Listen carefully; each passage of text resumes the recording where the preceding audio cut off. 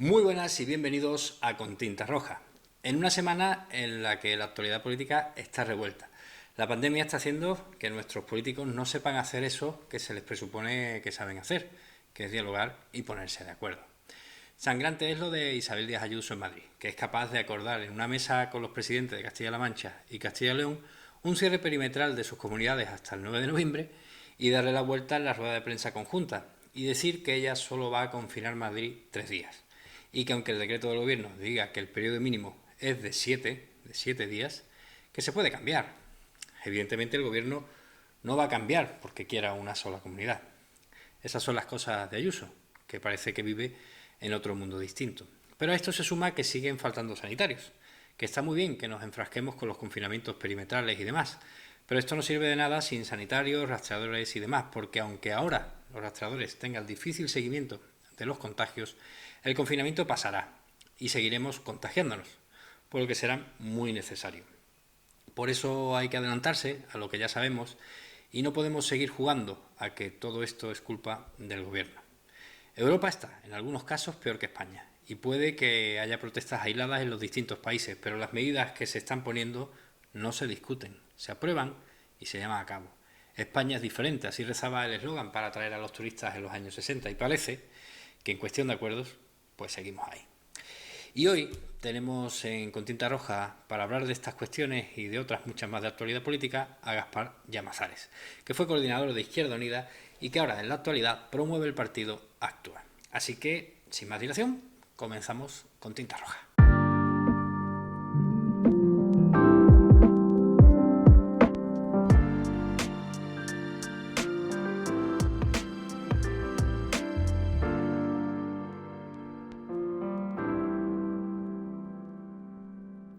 Pues comenzamos la entrevista. Con nosotros tenemos a nuestro invitado Gaspar Llamazares. No hace falta que le demos mucha presentación, todos sabemos quién es. Y actualmente es promotor de Actúa. Muy buena, Gaspar. Bueno, Muchísimas gracias por estar con nosotros aquí en Con Tinta Roja, porque sabemos que, bueno, que es demandado por muchos programas y que siempre de agradecer que esté dando la opinión a este programa tan pequeñito. bueno, ahora estoy más confinado, como todo el mundo, ¿no? No se Sí. puede viajar aquí entre ciudades, tampoco se puede viajar fuera de la comunidad autónoma. Llevo casi, bueno, pues un mes aproximadamente, porque ya se veía venir aquí en Asturias. Habíamos contenido bastante la pandemia, al igual que en Andalucía, pero en los últimos tiempos ya corrían malos vientos. Ajá, o sea, que lleva confinado un mes allí. Sí, más o menos dentro de la ciudad y viajando solamente a ver a mi madre, pero prácticamente confinado, sí. Bueno, pues vamos a hablar precisamente de eso. El tema del día de Mm. hoy es el estado de alarma que se está viendo en el Congreso. Bueno, ha habido muchos vaivenes, ¿no? El gobierno en principio planteaba una cuestión, los partidos que los han apoyado siempre, bueno, pues han inventado un poco la plana. ¿Cómo ha visto todo este proceso hasta llegar al día de hoy? Bueno, en primer lugar hay que decir que estamos aprendiendo sobre la marcha. Tanto los epidemiólogos, yo estoy un poco, digamos, soy del gremio, pero estoy un poco, digamos, al margen por mi dedicación política, como los propios políticos, ¿no? Y en ese sentido, pues en España prácticamente no hemos visto segunda ola, sino que nos hemos conectado directamente con una ola continua que ha tenido un pequeño, eh, digamos que, freno en la época casi de julio a agosto, pero que en definitiva no nos ha dejado tranquilos a lo largo del tiempo. Ahora estamos en la segunda ola ya propiamente en Europa, en todo el hemisferio occidental. Se parece mucho a la segunda ola de la gripe española de 1918 y corre el riesgo de ser una ola dura, complicada, ¿no? Por lo cual, cuanto antes tomemos medidas y tomemos medidas que aparentemente puedan ser consideradas duras, pero inevitables. A mí me parece que ya la pandemia o esta segunda ola de la pandemia ha entrado ya en los hospitales y probablemente está a las puertas de la UCI. Lo digo en un sentido figurado porque sé que hay un incremento de ocupación de la UCI, pero en el sentido figurado de que la UCI a partir de un 30% empieza a estar pues prácticamente bloqueada, porque digamos que la UCI es lo que ya hay habitualmente más lo que puede venir como consecuencia de la COVID, ¿no?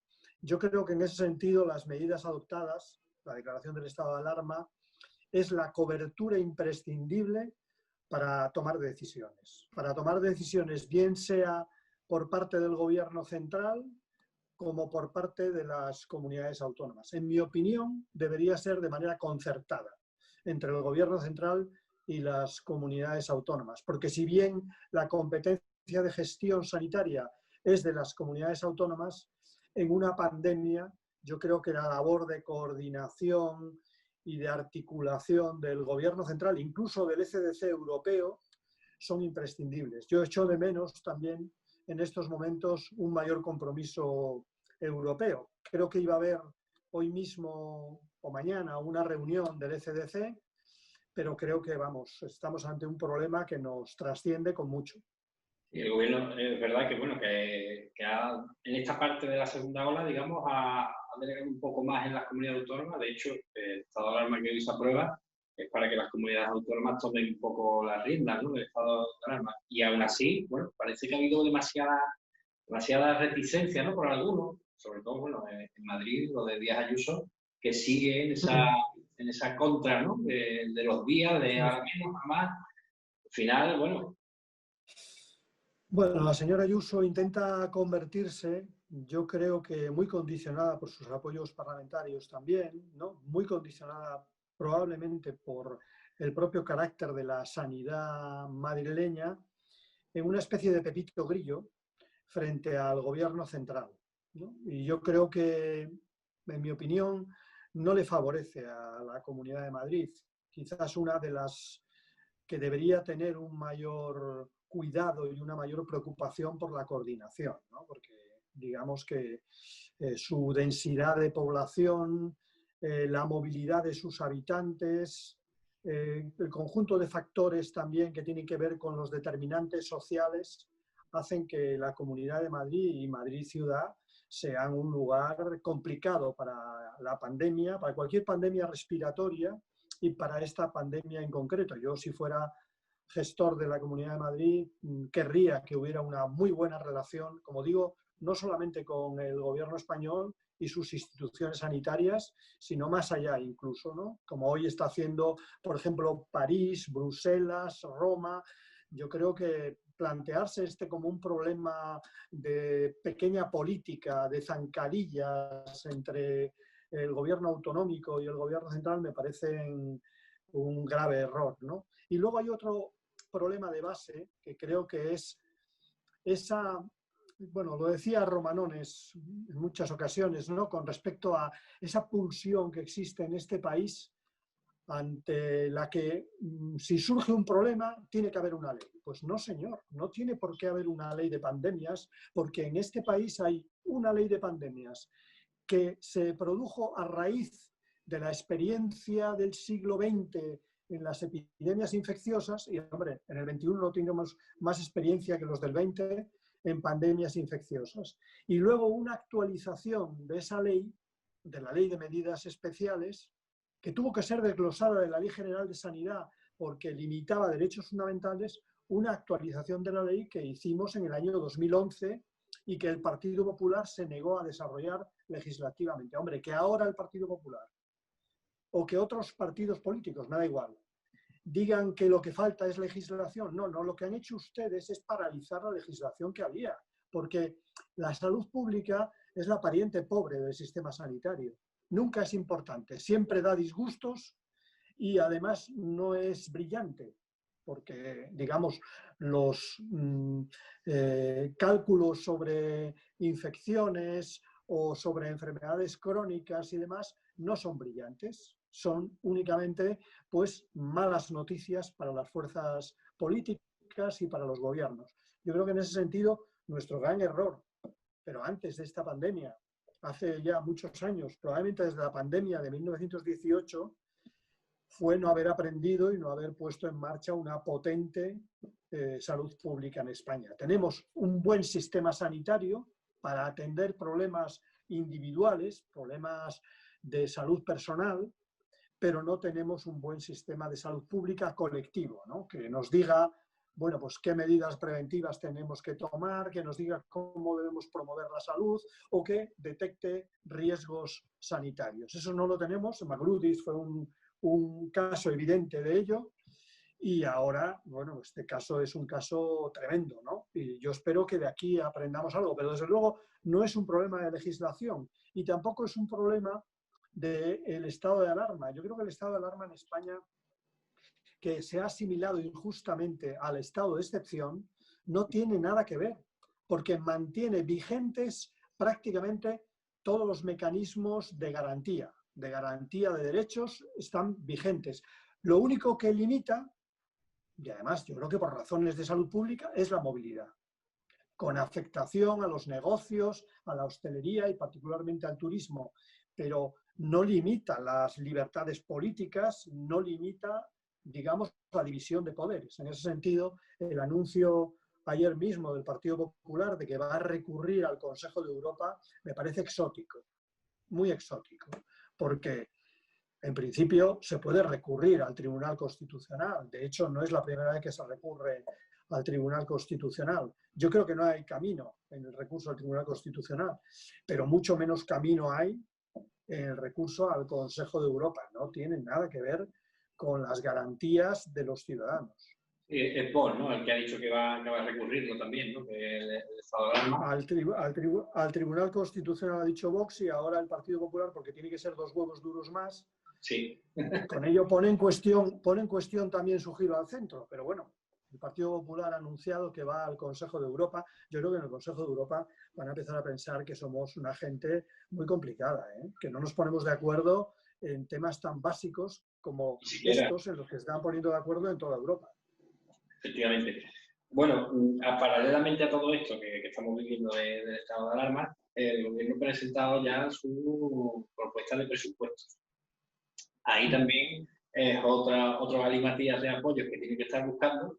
Me imagino que le habrá echado un vistazo a los presupuestos. ¿Qué le parecen? ¿Son verdaderamente los presupuestos históricos de...? Bueno, yo en primer lugar diría que ya es hora de tener unos presupuestos en España, ¿no? Estamos funcionando con prórrogas presupuestarias y eso limita mucho la gestión presupuestaria. Yo lo he conocido tanto en el gobierno central como en las comunidades autónomas, en mi comunidad autónoma en Asturias, y si bien puedes paliarlo con créditos extraordinarios, no es lo mismo. No es lo mismo tener un presupuesto a principio de año, con lo cual tienes una disponibilidad previsible y por tanto puedes planificar lo que vas a hacer, que andar salto de mata con un presupuesto de hace varios años, que por supuesto no tiene nada que ver con tus prioridades políticas y que por otra parte te obliga a continuos remiendos mediante créditos extraordinarios. Yo creo que eso es lo que en primer lugar pone en valor que haya un presupuesto. Sea, digamos, el que sea, es imprescindible poner en marcha un presupuesto en España. Pero hay una segunda razón y es la de incorporar los fondos europeos, el Fondo de Reconstrucción Europeo. Es verdad que se podría hacer sin presupuesto español, es decir, que el Fondo de Reconstrucción, en el momento en que esté en marcha, probablemente a mediados del próximo año, podría incorporarse a un presupuesto prorrogado, pero tampoco es lo mismo. Es muy importante que haya presupuesto y es muy importante que lo haya, en especial en condiciones de pandemia, para dar lugar a la entrada de los fondos de reestructuración o de recomposición o de reconstrucción, como se quieran llamar, europeos. Pero luego, por otra parte, es un gobierno nuevo, ¿no? Es un gobierno con una sensibilidad diferente y ese gobierno con una sensibilidad diferente querrá también diseñar sus prioridades. Y en el presupuesto aparecen de alguna forma, ¿no? Yo creo que en el presupuesto aparece una prioridad que es enfrentar la pandemia y la crisis económica consiguiente a la pandemia mediante un fuerte volumen de inversión. Es una inversión desconocida a lo largo de los últimos años en España, prácticamente desde la crisis de 2008. No había una inversión de estas características, fundamentalmente porque hemos estado más atentos a la evolución de la deuda y del déficit que a las necesidades de inversión. Y tenemos un gran problema en infraestructuras, en equipamientos, en tecnología que había que abordar mediante un fuerte volumen de inversión, y eso aparece. Y luego hay otro pilar que en mi opinión también es muy importante, que tiene que ver con las políticas sociales, ¿no? Las políticas sociales que habían sido recortadas de atrás, venían recortadas tanto la sanidad, la educación, los servicios sociales, la justicia, que a mí me parece un derecho social también importante. Bueno, todo eso había sido recortado y necesitaba de nueva financiación. Bueno, en estos presupuestos aparece, y aparece también especialmente lo que ha sido dañado y lo que necesita un refuerzo con la pandemia. Yo creo que particularmente el sistema sanitario y el sistema sociosanitario, los dos, ¿no?, aparecen con fuertes incrementos en el presupuesto, y yo creo que eso era también muy importante. Y luego, por último, también en el presupuesto aparecen, digamos, con importancia, tanto en materia de inversiones como en materia de inversión social, lo que podemos denominar los dos pilares o parte de los pilares de la modernización que debemos aprovechar en nuestro país, ¿no?, después de esta pandemia. Por una parte, la modernización ecológica, y por otra parte, la modernización digital. Aparecen esas dos, y yo creo que eso, bueno, no será para un año, no es un tema de un solo presupuesto, pero hay que empezar, y hay que empezar fuerte y ya. Sin embargo, ahí, para recabar el apoyo de Ciudadanos, parece ser que le han pedido, bueno, que el impuesto al diésel se elimine. Hombre, ahí lo van a tener complicado con alguno de los socios del gobierno. Yo creo que el Fondo de Reestructuración Europeo ha desdramatizado tanto nuestro déficit de deuda públicas, que bueno, en Europa se han liberalizado, se han flexibilizado, como también los problemas de los ingresos, ¿no? Es decir, si no hubiera habido esta pandemia y no hubiera habido el Fondo de Reestructuración, seguramente en materia de ingresos habría que haber puesto en marcha más medidas fiscales, probablemente una reforma fiscal global.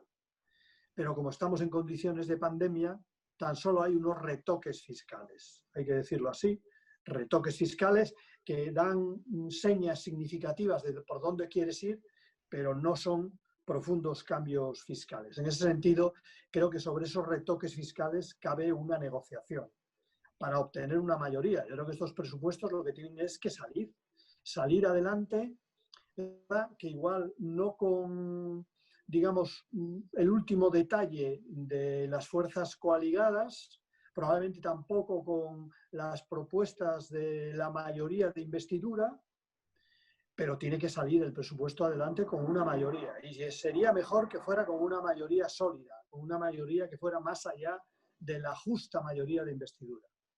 O sea, que usted vería bien que en un momento dado, si Ciudadanos se pone duro con el tema del impuesto al diésel, pues eliminar. Yo creo que habría que negociarlo. Esos impuestos tienen que tener lugar porque forman parte de los compromisos ambientales, forman parte de la ley que reorienta ecológicamente nuestra situación económica, pero bueno, estamos en condiciones en que no nos podemos poner estupendos, ¿no? Y si quieres un acuerdo necesitas hacer concesiones. Yo creo que las materias impositivas serán una parte de las concesiones, probablemente, y también probablemente haya que negociar en temas de gasto y en temas de inversión, ¿no? Y yo creo que está todo por hacer. Bueno, es verdad que el gobierno sí ha mostrado por lo menos voluntad de diálogo, ¿no? Por los grupos. Que eso ya no le queda otra, claro. No le queda otra si quiere. Pero bueno, que sí es verdad que está intentando en la medida de lo posible que no haya demasiado sobresalto. No quiero terminar la entrevista sin incidir un poquito. Nosotros estamos en Andalucía, estamos en Cádiz, y bueno, ayer hubo un terremoto de la izquierda andaluza, Izquierda Unida y Podemos, pues suscribió que Teresa Rodríguez no podía seguir siendo adscrita al grupo de Adelante Andalucía, y bueno, pedían su incorporación al grupo mixto, al grupo de no adscritos. ¿Cómo ve todo lo que este terremoto en la izquierda de Andalucía? Bueno, con tristeza, yo lo veo con tristeza. Yo los problemas en el seno de la izquierda, pues sobre todo en condiciones en las que eres una parte de un gobierno y por tanto tienes una responsabilidad añadida, por ejemplo, del gobierno de Cádiz o del gobierno español. Los dos no son tan importantes el uno como el otro, ¿no? Entonces, a mí me parece que habría que estar más o ser más matizados con respecto a las diferencias internas. Habría que resolverlas de otra forma, ¿no? Yo creo que estas diferencias internas saldadas en la plaza pública y con quebranto para la imagen de la izquierda, creo que no nos benefician a nadie. Creo que, por el contrario, habría que buscar mecanismos de consenso o, si no, de gestión tranquila de las diferencias o de gestión de las diferencias que nos llevara a esta situación. Yo lamento que se produzcan disonancias en la izquierda, aunque lo saben ellos y me tratan como tal. No estuve de acuerdo en un principio en la coalición de Izquierda Unida con Podemos, ¿no? Yo creo que somos culturas diferentes y esa coalición-absorción ha primado lo que podemos llamar el relato y el proyecto de Podemos sobre el relato y el proyecto de Izquierda Unida, ¿no? Un relato y un proyecto que anteriormente, digo, era hegemónicamente populista, pero en estos momentos no sabe muy bien lo que es. Yo creo que ese es el problema, que han ido superando etapas, quemando etapas en el camino y no las han de alguna manera metabolizado, ¿no? Es decir, que no se ha metabolizado como un nuevo relato o un nuevo discurso y un nuevo proyecto para la izquierda española. Yo lamento que eso sea así y con hechos como estos se me demuestra que las cosas no están bien ahormadas, ¿no? No están bien articuladas. Y yo creo que la izquierda española tiene que articular su pluralidad, que es un valor, en mi opinión, inestimable, y vamos a seguir siendo plurales, lo quieran o no, las direcciones políticas, y tiene que articular también su territorialidad, sus especificidades territoriales, ¿no? No se puede tampoco hacer una izquierda única para el conjunto del país, con comunidades autónomas y con identidades fuertes, ¿no? Como las que existen en este país. Por tanto, yo creo que si en un país es necesario que la izquierda sea tolerante y en un país es necesario que la izquierda sea diversa y que sepa gestionar la diversidad, ese país es España. No tengo ninguna duda, ¿no? Y lamento lo que pueda ocurrir en Andalucía y espero que lo solucionen cuanto antes y lo mejor posible. Andalucía además ahora se suma que aterriza también el partido de Rejón, Más País, se constituía hace un par de semanas y bueno, va a significar también un factor en la izquierda de Andalucía. ¿Ve que tiene espacio para poder jugar también en el espacio político andaluz? Bueno, ellos demostraron que tenían algún espacio en la ruptura de la familia de Podemos en Madrid, ¿no? Yo tengo más dudas que esa ruptura familiar, si se interpreta como ruptura familiar solamente, tenga espacio político y electoral en España, en el conjunto de España, ¿no? Yo creo que interpretada de otra forma, de una forma más abierta y más amplia, intentando dialogar con otros y articular una izquierda con otros y además sin plantearse como una suerte de confrontación con la izquierda realmente existente en el gobierno, yo creo que podría tener alguna posibilidad. Si es únicamente un lío de familia, creo que desgraciadamente en comunidades autónomas con una fuerte impronta además política va a tener dificultades. Por ejemplo, en Andalucía no tuvo realmente respuesta en términos de voto y en Asturias tampoco. Alguna razón habrá. Y yo creo que la razón es que hay una izquierda tradicional fuerte en las dos comunidades autónomas y que hay que contar con ella.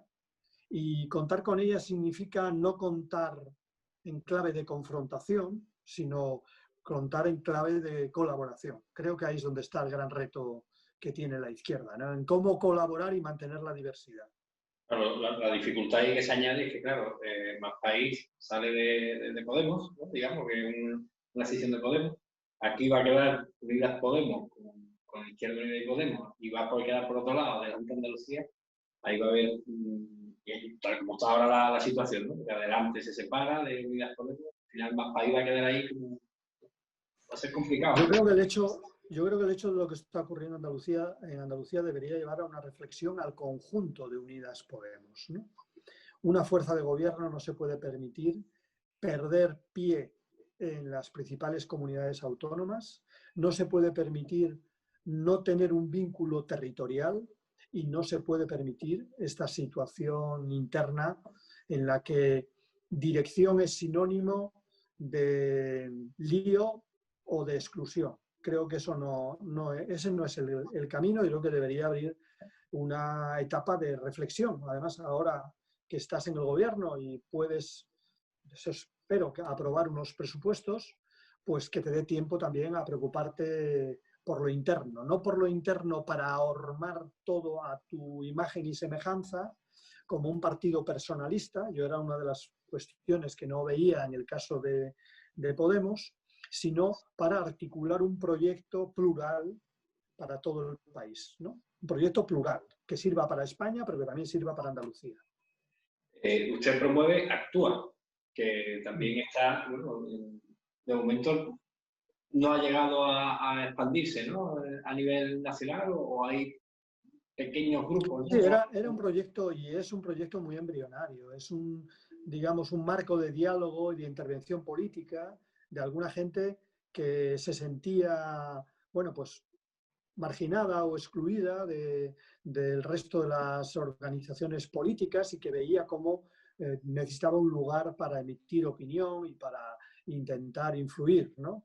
Yo creo que eso es lo que seguimos siendo una organización nueva, pequeña, con pensamiento político propio, pero nosotros reconocemos con modestia que no somos un partido político capaz de dar la batalla en el ámbito electoral, que eso en estos momentos está muy verde, ¿no? Y por tanto lo que estamos proponiendo a nuestros compañeros, que la mayor parte de ellos, bueno, pues están también en estas condiciones peculiares de la pandemia, pues es mucho diálogo y mucha aproximación al resto de las formaciones políticas de izquierda y mucha colaboración con los gobiernos, ¿no? Para que salga bien, para que la experiencia del gobierno de coalición salga bien y para que otras experiencias salgan bien también, ¿no? Esa es un poco la idea que tenemos.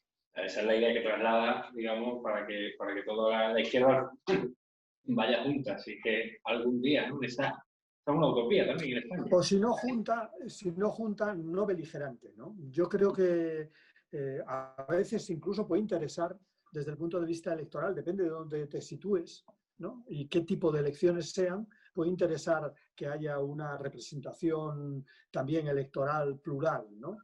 Y que no haya todo dentro de una misma formación política. Pero en todo caso, a mí me parece imprescindible mantener, digamos, los lazos del conjunto de la izquierda y no articular la izquierda de manera antagonista, ¿no? De unos contra otros. Creo que eso es lo que nos hace daño y lo que desmoviliza a nuestro electorado, ¿no? En estos momentos la extrema derecha está intentando, de alguna manera, yo creo que en el último debate del Congreso de los Diputados no lo ha conseguido, está intentando intoxicar, ¿no? Es la última fuerza populista que queda en este país, ¿no? Lanzar a los ciudadanos contra la casta política, degradar la vida política en los partidos y en el Parlamento. Todo eso es, digamos, el dietario habitual de la extrema derecha y del populismo. No se lo permitamos. Hagamos debates como hicimos en el último debate de la moción de censura y sobre todo hagamos cosas, ¿no? Y yo creo que la reciente aprobación del informe del Pacto de Toledo y la presentación del proyecto de presupuestos me parece la mejor forma de aislar a la extrema derecha. Yo creo que más que hablar de cómo aislarla, la mejor forma de aislarla es que la democracia funcione y que los ciudadanos lo vean. Yo creo que ahí está la cuestión y en estos momentos los ciudadanos quieren ver a unas instituciones preocupadas por su situación económica, social y sanitaria. Yo creo que ahí es donde nos la jugamos las fuerzas políticas y donde de alguna manera tenemos que frenar a las fuerzas populistas y a las fuerzas de la extrema derecha. Pues muchísimas gracias, Gaspar, por haber estado con nosotros aquí en Tintas Rojas. Ha sido un inmenso placer recabar toda la... Lo mismo digo. Y desplazamos para un próximo programa para que también nos siga dando su opinión. Aquí estoy. Muchísimas gracias. Muchas gracias. Saludos. Venga, hasta luego.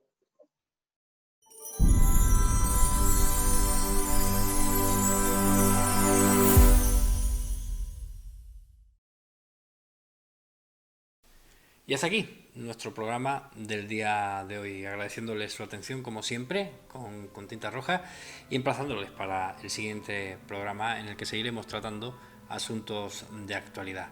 Muchísimas gracias y hasta el siguiente programa.